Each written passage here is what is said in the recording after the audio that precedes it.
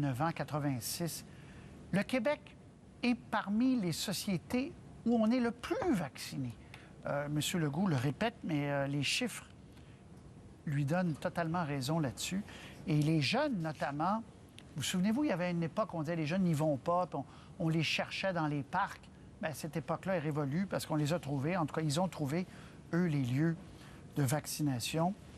C'est déjà ouvert.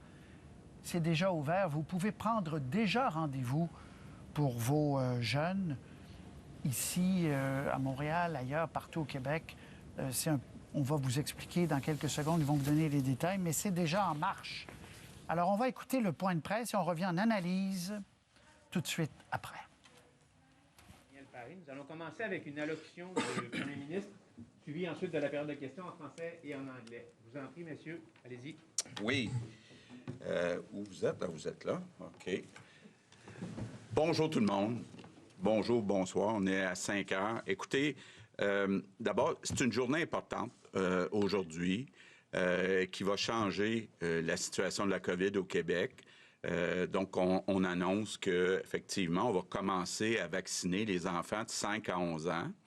Il y a 650 000 enfants de 5 à 11 ans au Québec. Donc, quand vous regardez le nombre de vaccinations qu'on fait actuellement par jour, c'est sûr que là, on vient ajouter un gros bassin de personnes qui peuvent être vaccinées.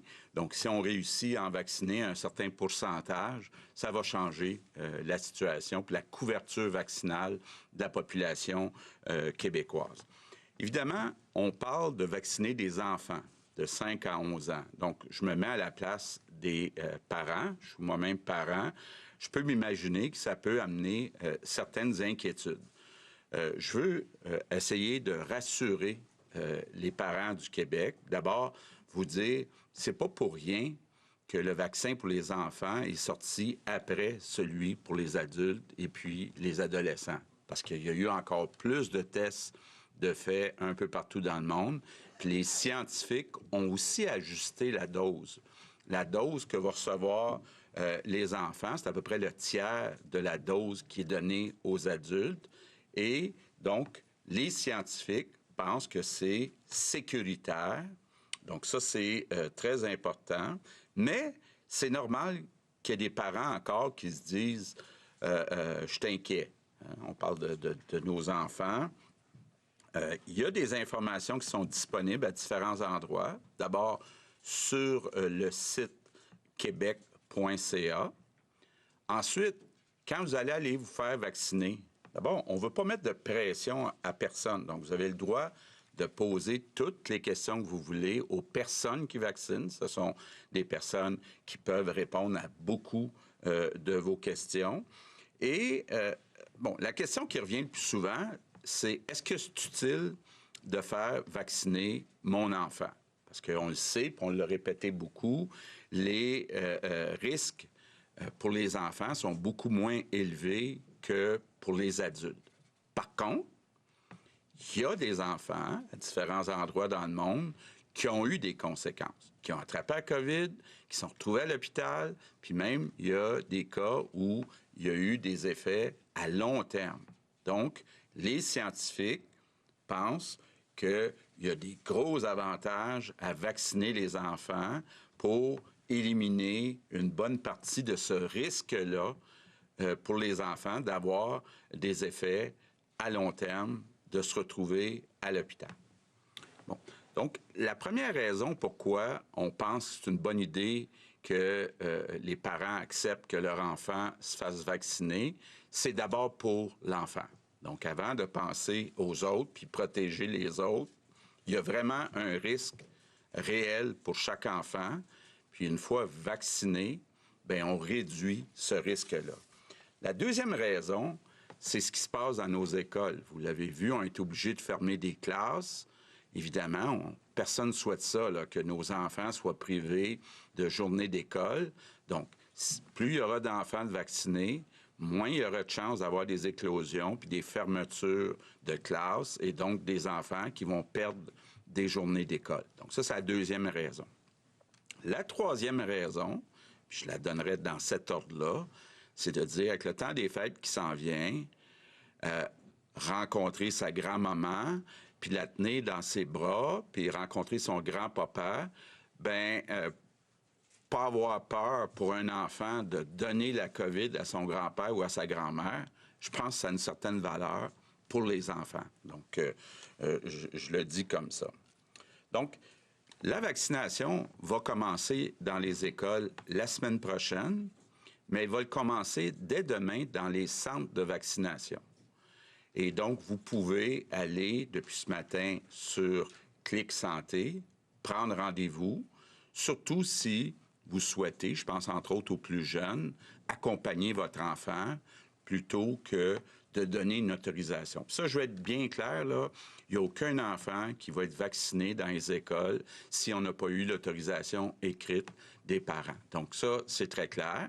Mais vous pouvez aussi accompagner votre enfant dans un centre de vaccination.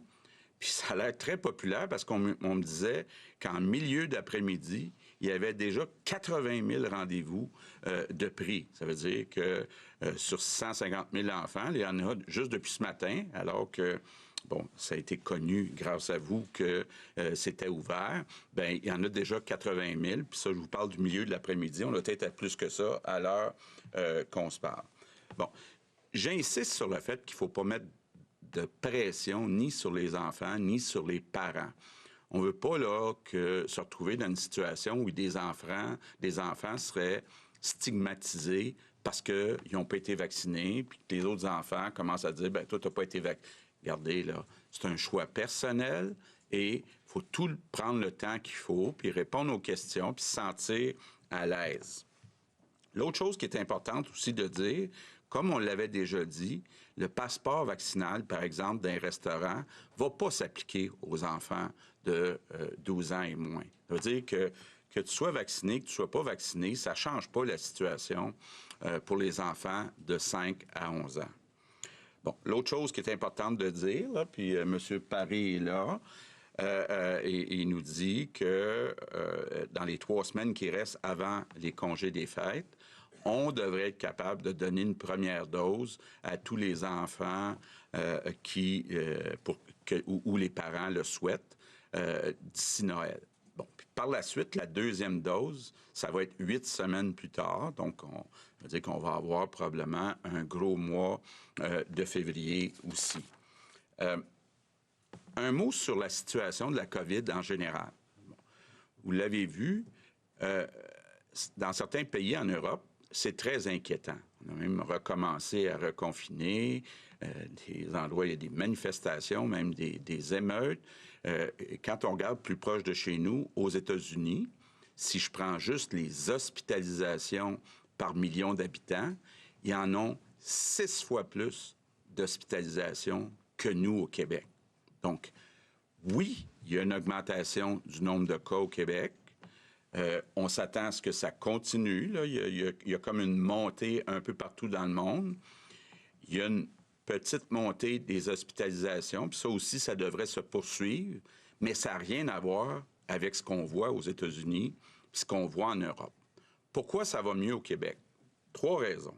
Première raison, on a un meilleur taux de vaccination, puis j'en profite encore pour dire merci à tous les Québécois, les Québécoises qui ont accepté de se faire vacciner. Deuxième raison, on a commencé avant pas mal de monde à appliquer le passeport vaccinal. Donc, ça a aidé au début.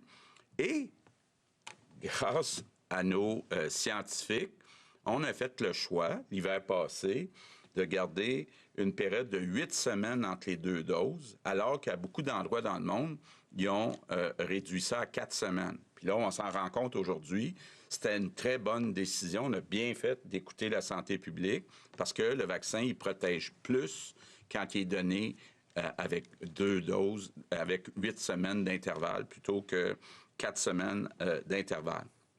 Peut-être un mot sur les personnes âgées, personnes vulnérables. Bon, d'abord, on a terminé de donner la 3e dose dans les CHSLD. On est en train de la donner dans les RPA. Et, je le rappelle, pour ceux qui ne l'ont pas entendu, toutes les personnes qui ont 70 ans et plus, qui ont reçu leur leur deuxième dose il y a plus de 6 mois peuvent s'enregistrer, prendre rendez-vous, puis aller chercher leur troisième dose. La santé publique nous dit que pour les personnes de 70 ans et moins, les 2 doses sont suffisantes. Donc, ce n'est pas nécessaire. La protection est encore bonne. Ce n'est pas nécessaire d'en ajouter. Peut-être une couple de sujets avant de finir. Bon, d'abord, l'urgence sanitaire.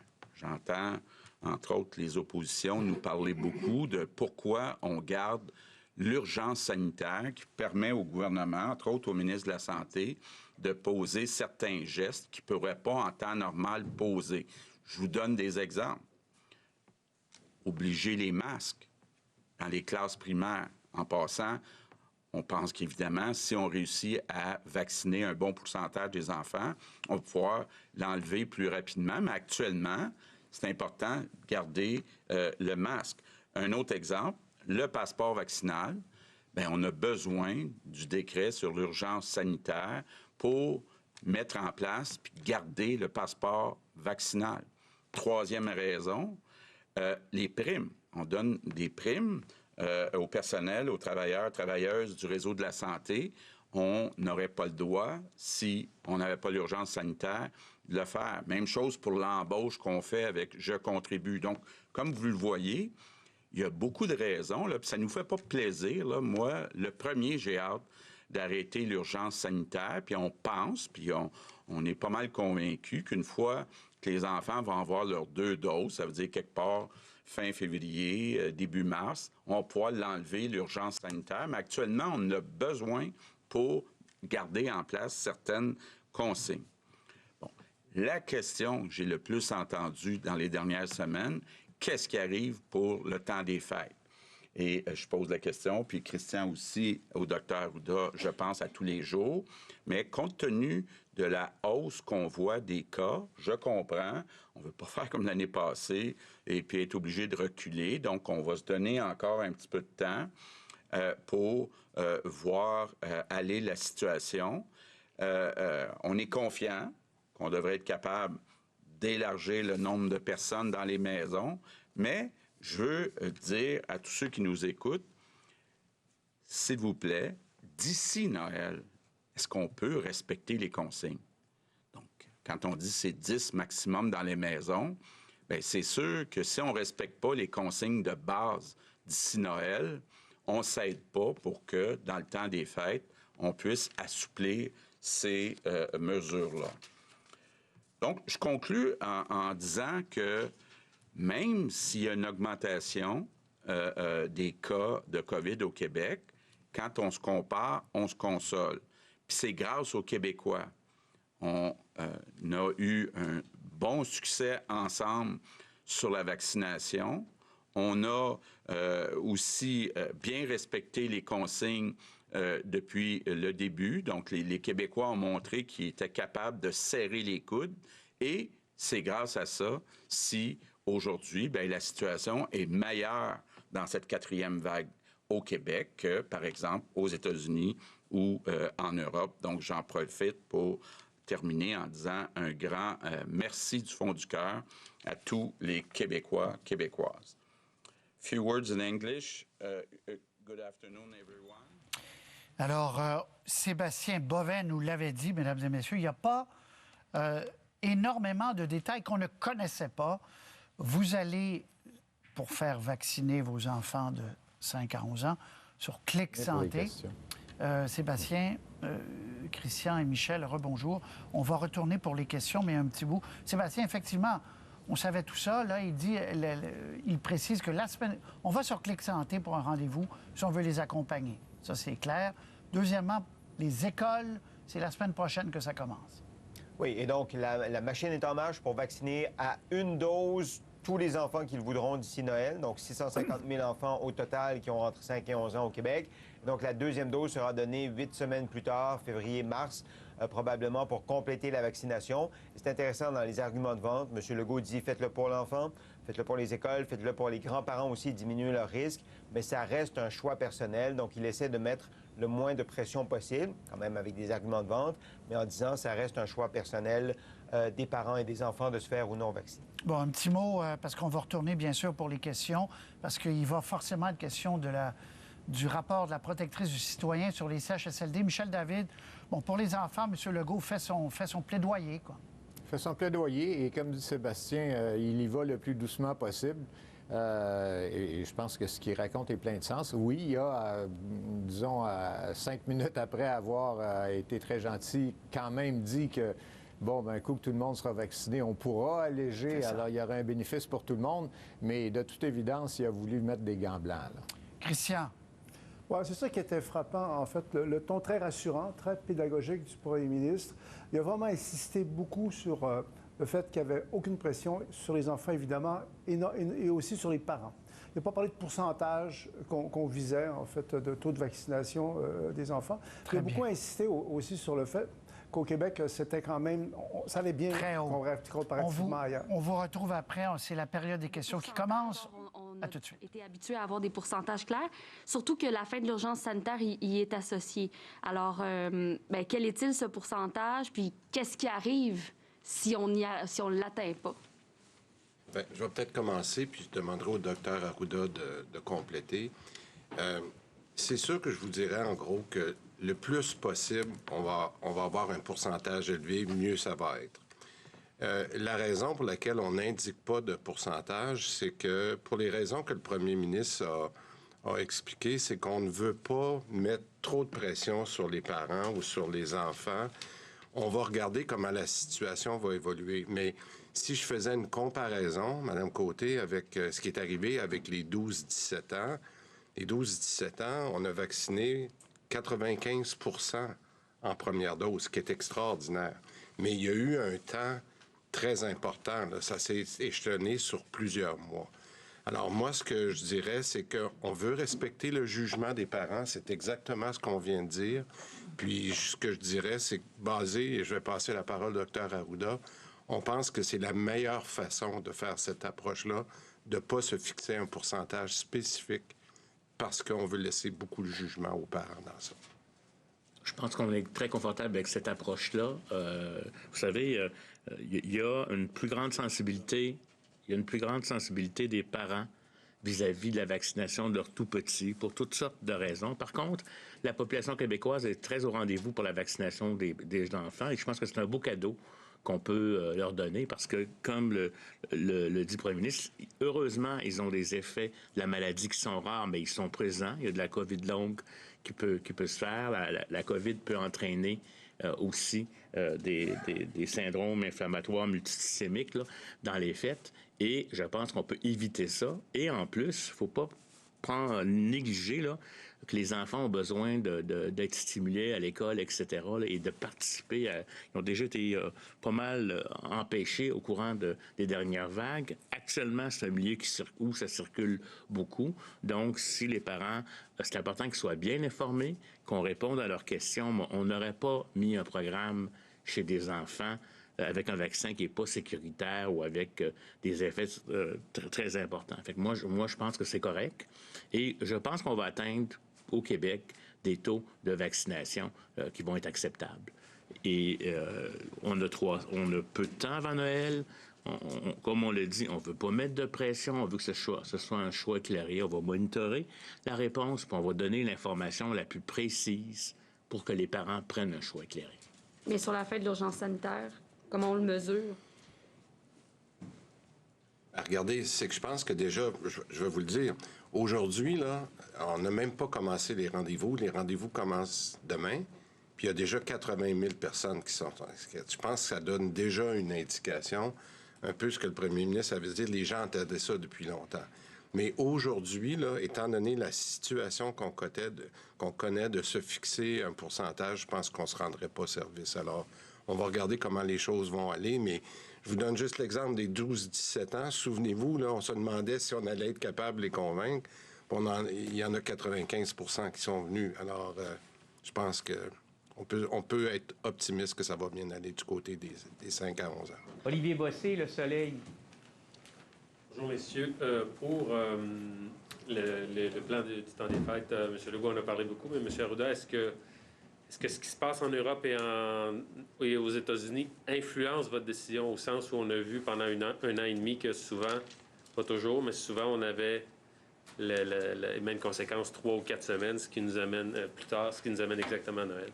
Il y a une certaine influence. C'est sûr qu'on regarde ce qui se passe ailleurs parce qu'on ne peut pas non plus toujours pas prendre ça en considération, mais en même temps, on a des conditions qui sont différentes. C'est très difficile d'extrapoler automatiquement, mais ça nous amène à une certaine prudence.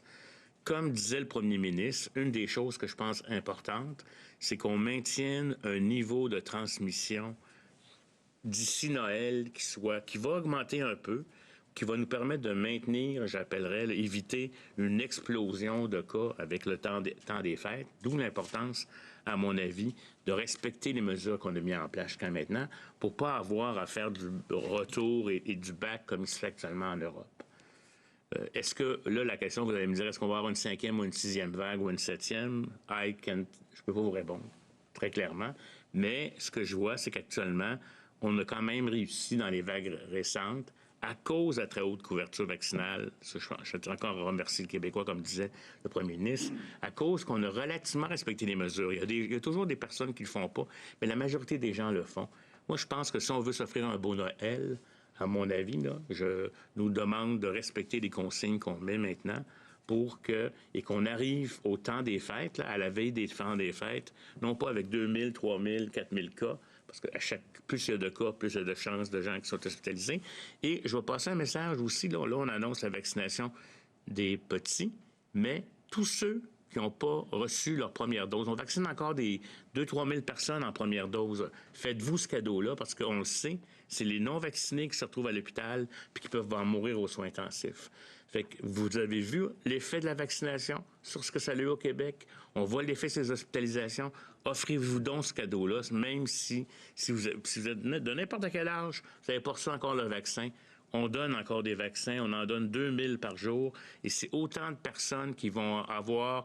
Ils pourront peut-être faire la maladie, mais ils ne se retrouveront pas aux soins intensifs dans nos hôpitaux. Merci. Peut-être plus M. Legault ou M. Dubé, là, vous verrez. Le rapport de la protectrice du citoyen sur les CHSLD qui est sorti aujourd'hui. Pour vous, qu'est-ce que vous avez vu là-dedans que vous avez dit?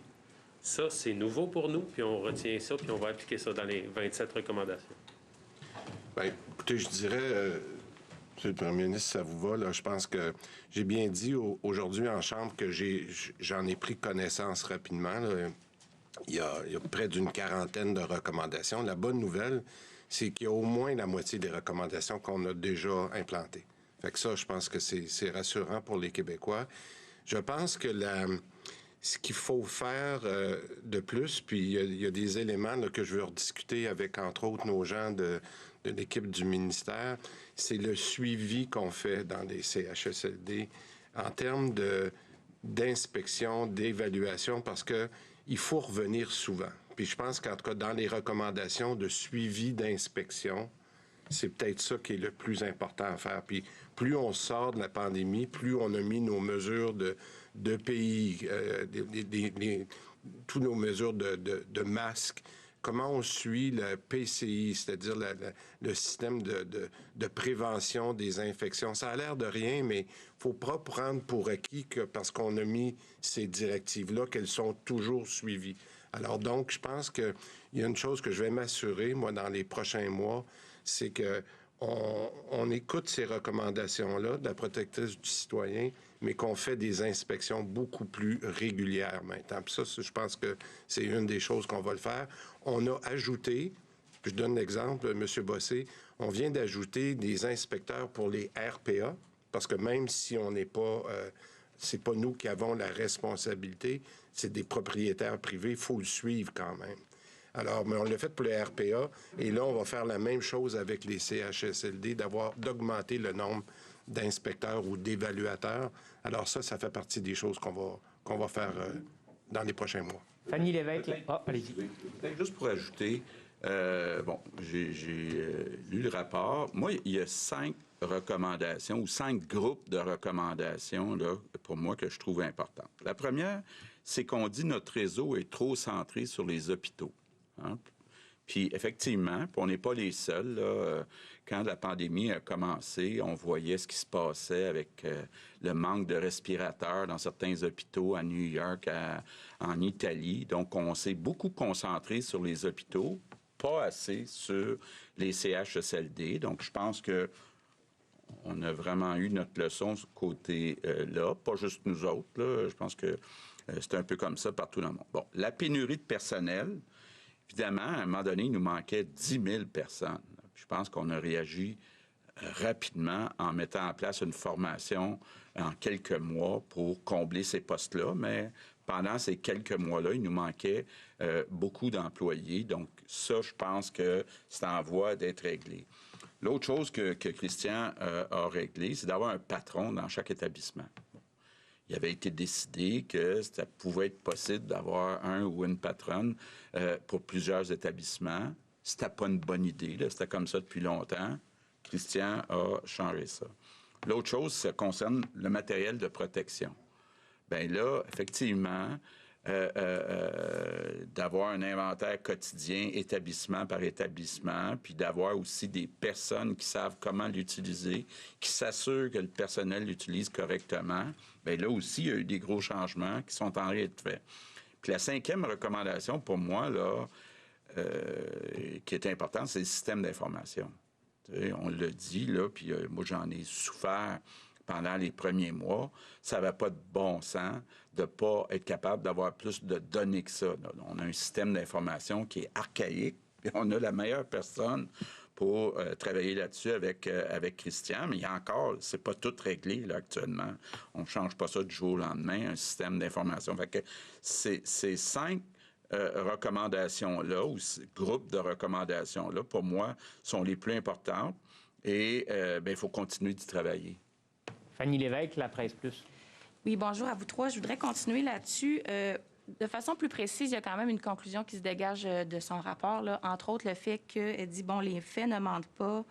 Dans aucun scénario, là, la planification des CHSLD dans la préparation de la pandémie ont été pris en compte avant la mi-mars. Or, vous le savez que devant la coroner Kamel, Mme McCann, Mme Rosebush et même M. Arruda ont dit qu'ils avaient envoyé la directive ou qu'ils avaient avisé les PDG de préparer les CHSLD dès la mi-janvier. Donc, est-ce qu'aujourd'hui, vous maintenez cette version-là de membres de vos gouvernements qui étaient là? Et quand est-ce que la directive a été donnée? Est-ce qu'elle est en janvier ou en mi-mars? Bon. Daniel McCann a envoyé une note à toutes les personnes responsables de la sécurité civile, c'est comme ça qu'on appelle ça, dans chaque établissement, de se préparer, de faire le point à chaque jour. Donc, tous les établissements, ça inclut les CHSLD. Mais en même temps, là, je veux revenir sur le fond.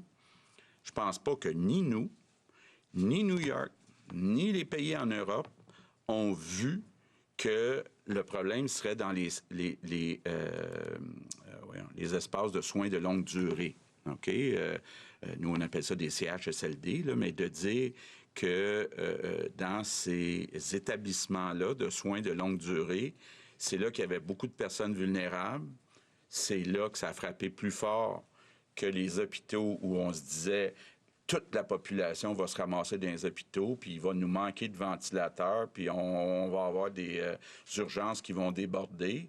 Ça, là, je pense qu'on a tous été surpris. Pas juste au Québec, là, dans les autres provinces, aux États-Unis, en Europe. Tout le monde a été surpris du fait que le plus gros problème n'est pas venu des urgences dans les hôpitaux, mais est venu des ce qu'on appelle chez nous les CHSLD, ce que tout le monde appelle dans le monde là, les soins de longue durée. Et qu'est-ce qui explique, à votre avis, cette disparité-là entre le discours de la protectrice et le discours qu'on a entendu par rapport au fil des événements? Là, Bien, écoutez, moi, je me rappelle très bien, le janvier, février, on nous disait, puis il y a un virus qui circule de plus en plus, mais de penser que ça frapperait comme ça, puis qu'en plus, ça frapperait beaucoup dans les CHSLD, pas au courant de ça. Effectivement, je pense que le monde entier s'est un peu réveillé au mois de mars, en tout cas en Amérique du Nord, en se disant « Wow, là, c'est plus gros qu'on pensait. » Puis là, bien, on a tout fait ce qu'on était capable pour agir. Mais de penser, là, c'est facile de jouer au gérant d'estrade après, puis de dire, ah ben comment ça se fait, en janvier, vous aviez vu là, qu'il y en avait en Chine des virus. Oui, mais de penser que ça aurait un impact comme ça dans notre réseau, puis en particulier dans nos CHSLD, en tout cas, moi, il n'y a personne qui m'a dit ça, puis on a commencé à réaliser ça en mars, en avril. Louis Lacroix, Cogeco. Bonjour, Monsieur le Premier ministre, Monsieur Dubé, Monsieur Arruda. Sur ce point-là, M. Legault, dans son rapport, la protectrice diverge d'opinion de ce que vous dites, parce qu'elle dit, pendant que tout le monde regardait en Italie pour savoir ce qui se passait là-bas, parce qu'on voyait les images fortes de gens qui n'avaient pas de place dans les hôpitaux, effectivement, puis même des manques de ventilateurs, etc. Elle dit, pendant ce temps-là, dans l'État de Washington et également en Colombie-Britannique, il y avait des flambées de COVID-19 qui faisaient des ravages dans les lieux de vie des personnes aînées. Ce n'est pas des CHSLD là-bas, là. Mais donc, elle vous contredit là-dessus en disant, il y avait, dans l'État de Washington, en Colombie-Britannique, c'est textuel dans son rapport, des éclosions dans les... Et on a préféré se contenter de regarder de ce qui se passait dans les hôpitaux. Non, mais écoutez, là, je vous l'ai déjà compté. Là, moi, le soir, jusqu'à tard, durant la nuit, j'écoutais CNN, là, puis je regardais sur Internet à peu près tout ce qui se passait dans le monde entier. Puis on nous parlait beaucoup du manque de ventilateurs, du tri qu'on était obligé de faire des patients dans les urgences des hôpitaux. Moi, en tout cas, si quelqu'un l'a vu, là, moi, j'ai commencé à le voir au mois de mars, là, qu'il y avait un gros problème dans les CHSLD. Avant ça, ce qu'on entendait parler, puis c'est pas juste en Italie, c'était beaucoup les hôpitaux puis les urgences qui débordaient. Puis on se parlait entre les premiers ministres des provinces pour dire, on est capable de fabriquer des ventilateurs? Vous en avez combien? On était chanceux au Québec, on en avait plus, toute proportion gardée, que dans les autres provinces. Mais le sujet, le talk of the town, là, c'était vraiment les ventilateurs là, dans les urgences. Dans son rapport, la protectrice, Mme Rinfret, dit notamment que, et je vais la citer, là, c'est le paragraphe 178 de son rapport, elle dit que les résidents et les résidentes des CHSLD ont été mis de côté parce qu'on voulait trop s'occuper des hôpitaux. Elle le dit elle-même, là, qu'ils ont été mis de côté. C'est pas inventé, là, c'est dans son texte. D'abord, reconnaissez-vous qu'on a été négligent à l'égard des personnes qui vivaient dans les CHSLD? Bien, écoutez, pendant des jours, je dirais même des semaines, à tous les matins, je demandais combien il nous manque d'employés. D'ailleurs, quand on parle des fameuses grilles d'évaluation pour les inspections, là, la première chose que j'ai demandé, moi, c'est, vous allez me dire, pour chaque CHSLD, combien il nous manque d'employés, puis est-ce qu'il manque de pays, d'équipements de protection individuelle. Donc, c'était ça l'objectif des visites, c'était surtout de dire, parce que t'as peur de me dire, on dit, il en manque beaucoup d'employés, puis là, il y avait des employés qui avaient peur d'attraper la COVID ou qui l'avaient attrapé, puis qui se retiraient. Puis là, on s'est retrouvés avec 10 000 employés qui nous manquaient après quelques semaines. Est-ce que quelqu'un avait pensé à ça en janvier ou février, qu'il nous manquerait 10 000 employés d'un CHSLD? En tout cas, si quelqu'un y a pensé, il ne me l'a pas dit. Vous rejetez cet argument-là? Ça dépend comment on l'interprète, là. Tu sais, c'est de dire, est-ce qu'on aurait dû, en janvier, penser qu'il va nous manquer d'employés dans les CHSLD rendus au mois de mars-avril? Ben, en tout cas, ça aurait été le fun. Oui, on aurait aimé ça, y penser. Est-ce qu'on aurait pu déduire que le problème va plus être dans les CHSLD que dans les urgences des hôpitaux? Peut-être, mais partout dans le monde, là, je le répète, là, je regardais, moi, entre autres, New York, parce que New York, c'est gros, puis ils sont équipés, puis ils ont un gros réseau de la santé. Même chose au Massachusetts, Boston. Ils sont riches, ils sont équipés.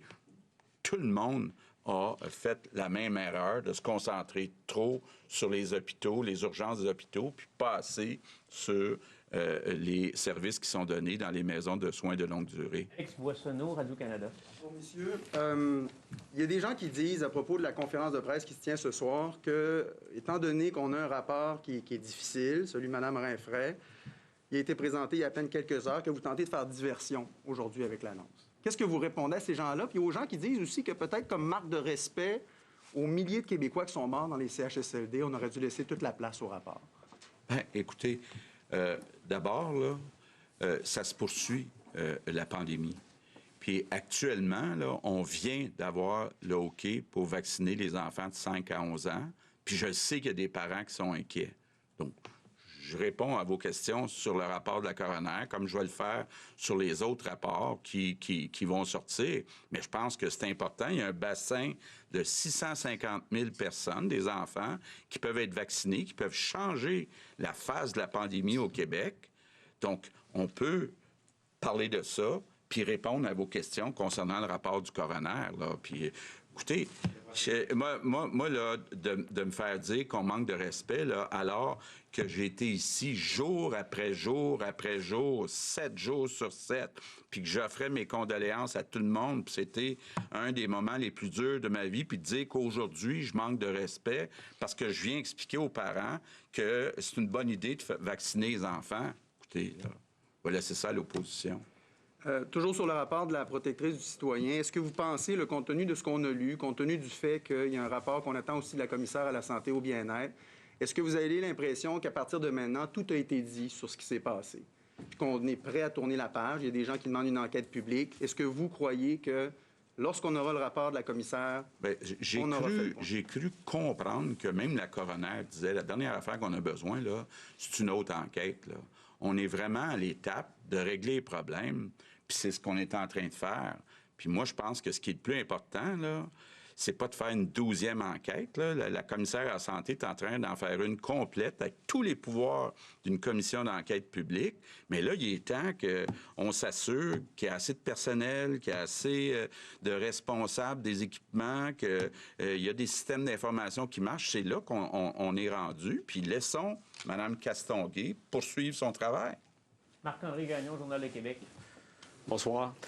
C'est à partir de quel moment, donc, que vous avez envoyé une directive dans les CHSLD que vous avez appelé Mme Blais, la ministre responsable des aînés, puis vous avez dit, là, il est peut-être temps d'envoyer une directive pour que les CHSLD se préparent à ce qui s'en vient, en voyant ce qui se passait? Bien, écoutez, comme je vous dis, on s'est rendu compte à un moment donné qu'il y avait beaucoup de cas de COVID dans les CHSLD, qu'il manquait beaucoup d'employés, mais on n'avait pas assez de données. Donc, c'est là que je me suis un petit peu énervé pour dire, bien là, on va envoyer des inspecteurs partout, puis vous allez me dire combien il manque d'employés dans chaque établissement, puis quels sont les établissements qui n'ont pas d'équipement, puis etc., etc. Puis on a fait des grilles d'évaluation, puis je pense qu'ils en ont fait 11 000 inspections, là. Mais on n'avait pas de système d'information. Ça, c'est incroyable, là. Il y a eu, comme pendant des dizaines d'années, des sous-investissements dans les systèmes d'information. On est à l'âge de pierre en santé dans les systèmes d'information. Dans la question, la directive, donc, c'était quand? Bien, écoutez, la directive, c'est qu'on s'en occupait un par un, des CHSLD, là. Bon, alors... Les CHSLD se rapportent au PDG de CIS et de CIUS. Puis là, bien, Daniel Mécan communiquait avec les PDG de CIS et CIUS pour dire « Occupez-vous des CHSLD, qu'ils soient publics ou privés. » Je vais revenir sur la vaccination des enfants. 650 000, vous aimez ça, les chiffres, M. Legault. Donc, et vous vous donnez 3 semaines pour faire l'opération de la première dose. Donc, à 80 % ça voudrait dire à peu près 173 000 enfants par semaine sur 3 semaines. Est-ce que c'est réaliste? Puis à partir de quel moment vous allez être en mesure de mesurer le succès de la campagne de vaccination puis de nous donner donc l'heure juste, là, finalement, pour les fêtes? Parce que vous dites pas de pression sur les parents, mais en même temps, on a 3 semaines pour le faire. Je sais que la semaine passée, là, j'ai dit, c'est sûr que si on vaccine 80 % des enfants, là, on va pouvoir enlever les mesures. J'ai dit ça, j'aurais peut-être pas dû dire ça. Ce qu'on sait, c'est que les taux de vaccination vont être moins élevés chez les 5-11 ans. Pourquoi? Parce qu'on a une situation où il y a des parents, avec raison, qui sont inquiets. Donc, les taux de vaccination ne seront pas aussi élevés. Mais même si on avait un pourcentage plus bas, bien, faites votre calcul. N'importe quel pourcentage de 650 000, on dit qu'il y en a déjà 80 000 d'inscrits. Bien, ça va aider la situation beaucoup. Peut-être, Daniel, juste nous dire un peu comment tu vois ça, l'école versus ce qu'on va faire directement dans les centres de vaccination. Je pense que ça aiderait à comprendre comment c'est réaliste quand même de faire le chiffre de 650 000. Bien, merci pour la question. Ce qu'il faut comprendre, c'est qu'on a déployé là, des rendez-vous au niveau de nos grands centres de vaccination et, comme M. Legault le mentionnait, on débute demain soir. Fait que cette semaine, il faut la compter vraiment. Et nous, ce qu'on a fait, on a vraiment bien ouvert des rendez-vous jusqu'à la période des fêtes. En plus de ça, on va avoir nos équipes mobiles qui vont se déplacer aussi au niveau des écoles. Oui, on est confiant. Quand je regarde, moi, là, mon nombre de rendez-vous avec le nombre de nos équipes mobiles partout qui vont aller sur le territoire, on a de la capacité pour le faire. Mais, je vais être clair aussi, ça ne se terminera pas le 25 décembre.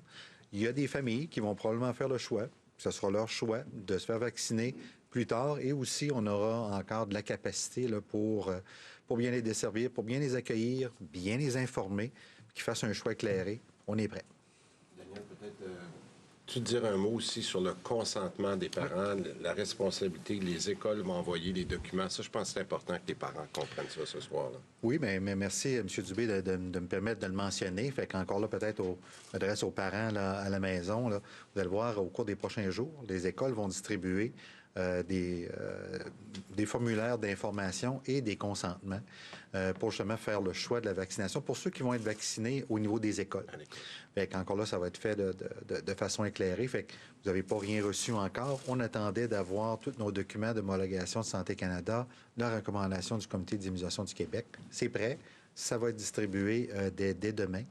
Et encore là aussi, sur les sites de vaccination, c'est un endroit pour pouvoir poser vos questions. On a des professionnels de la santé qui sont formés et de ne pas hésiter pour être bien rassurés et de faire un choix éclairé. François Carabin, Le Devoir.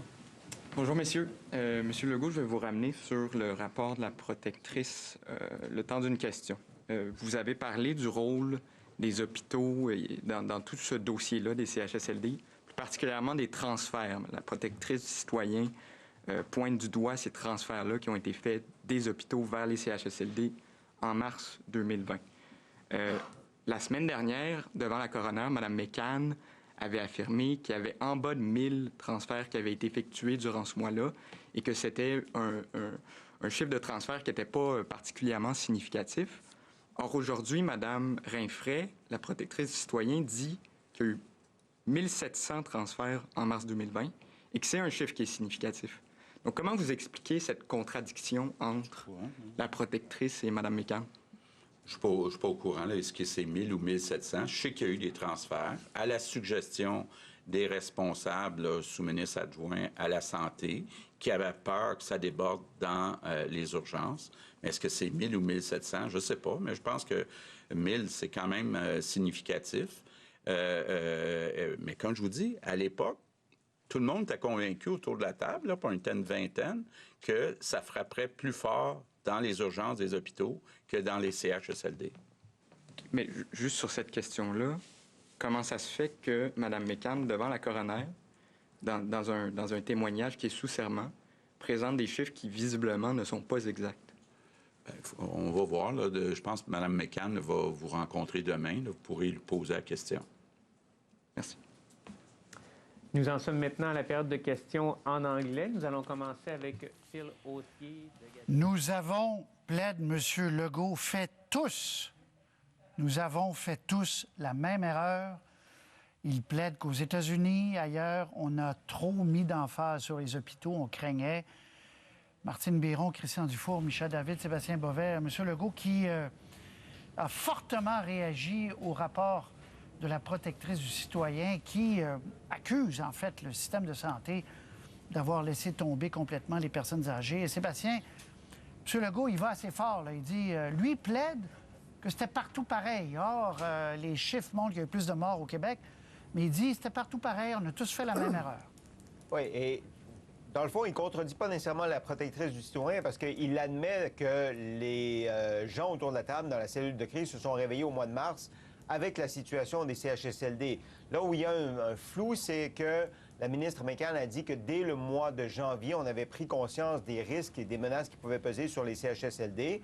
Or, la protectrice du citoyen dit au mois de mars, on a envoyé des directives extrêmement floues et c'est seulement au mois d'avril qu'on a pris la pleine connaissance. Donc, reste qu'il y a 4 à 5 000 personnes qui sont mortes dans les CHSLD. Elles peuvent avoir des réponses dans le rapport de la protectrice du citoyen, mais M. Legault réfute les conclusions selon lesquelles on n'en a pas fait assez, on n'a pas été assez...